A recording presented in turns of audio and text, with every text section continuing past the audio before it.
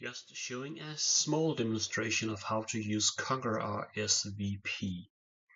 You open the app and you have a text field where you can write something, or you could paste in a text selection.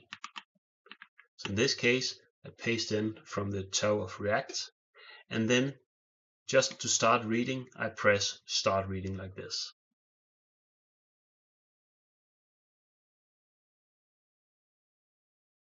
I'm able to pause it, and when I pause it, it will write how the percentage of the text you've pasted you have reached.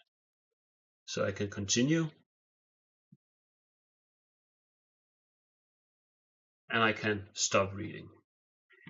We only have one configuration option, and that is the interval of words. So if I want to read a little bit slower, I can move this up and going to the words per minute, 109.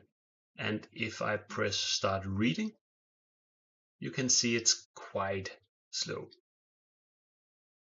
But if I go to something around 400 words per minute, which I think is decent, or maybe even go to 600 words per minute, then you should really focus on the word you're seeing.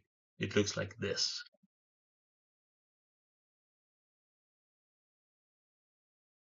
So that's pretty fast.